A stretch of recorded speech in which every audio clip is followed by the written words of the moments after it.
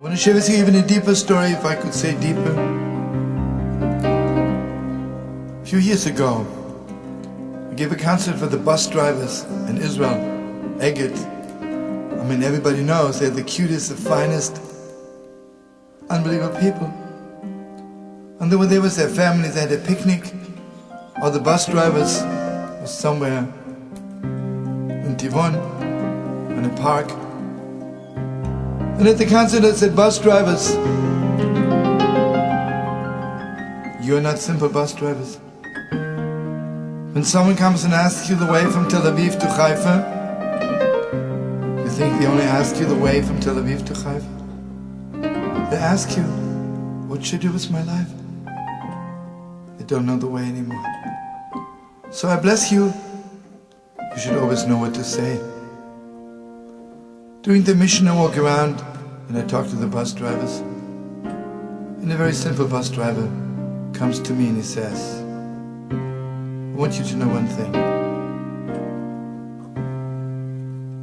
When I make Kiddush, it's holy. When my wife benches Licht, it's the holy of holiest. Ah, I see, different kind of language. Begin talking to him. He opened up his heart to me and says, you know, when you said that we bus drivers are little rabbis, when people come and ask us the way, it's true. Let me tell you a story which happened to me a few weeks ago. I'm driving the bus, the last bus, between Haifa and Tel Aviv. After Zichron Yaakov, there's an old cemetery. It's not really a bus stop, but if someone's standing there, I pick them up. A few weeks ago, I saw a lady standing there. There was nobody in the bus, I was all alone. She comes on the bus. I see she is besides herself. She says, tell me the truth. Did you see her? I say, whom did I see? The other woman, didn't you see her standing with me? He says, you know something, I didn't pay that much attention. I see she's just having a nervous breakdown. He said, sit down behind me and tell me your story. This is a story. The Shlomo and Dari. All of you people, open your hearts. It's an awesome story. I was born in Lodz. And when the Germans came to Lodz, I was 4 years old. I loved my father and my mother, but the most, I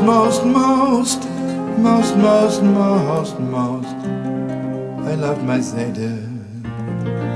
My Zayde and I, so special, so deep. Whenever I was crying, my mother came running and my father. But you know who came running first? My Zayde. Sometimes I had the feeling even before I cried, my Zayde only my Zayde. He could hear me cry before I cried. And I was only crying in my heart. The Germans came one morning. My mother said to me, I'm so sorry. For a few days you have to go to a non-Jewish neighbor. Promise you won't make any noise. Promise you'll behave. I'll be back in a few days. She carried me. My mother left. After she left, the non-Jewish neighbors came into my room with a kitchen knife. And they held it over me and they said, if you make noise, we'll have to kill you, because you'll endanger our life and the life of our children. I never said one word. I never cried. But inside, deep inside, I was crying. And I was always wondering if my Zayde hears me cry. The war came to an end. I came to Israel with thousands of kids, got married, have grown-up children. I never told anybody about my Zeder. The hurt was too deep. A few weeks ago, I was at a party, and people began telling stories to each other, where they were born. I said, I'm from Lodz. And the Yid gets up and he says, what's your name, or where are you? And somehow, I mentioned my Zeder, I remembered him. He says, you know something? I knew your Zeder. Do you know that your Zeder survived Auschwitz? He came to Israel, and he knew that everybody was not there anymore, but he knew that you're alive. He came looking for you. When he couldn't find you,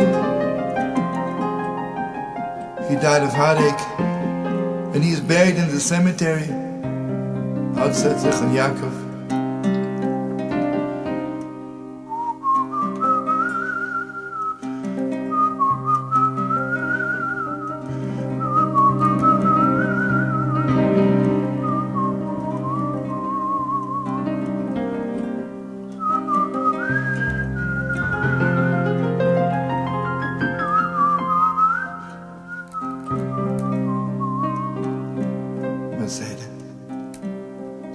Zeder was alive again. This morning I decided to go to the cemetery to look for my grandfather's grave. It took me a long time. Only just about sunset I found his grave.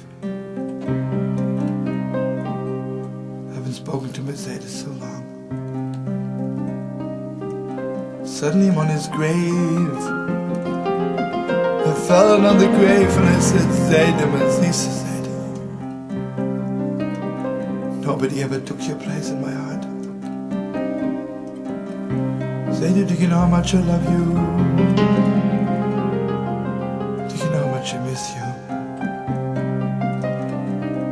Then I began crying from the deepest depths of my heart, and I said, Zeder, Zeder, Zeder, I'm begging you, tell me just one thing. Did you hear me? Did you hear me cry? All those years when I was crying inside, did you hear me? And I was yelling on top of my lungs, Zeder, just tell me, did you hear me? While I'm crying, suddenly he had this unbelievable flash. Maybe my mother's also alive. Maybe she's somewhere looking for me. And I yelled, Zeder, where's my mother? Zeder, I'm begging you, tell me. But do you know what happened to me? Suddenly I saw a woman dressed in dark. I couldn't see her face, but she embraced me, she kissed me.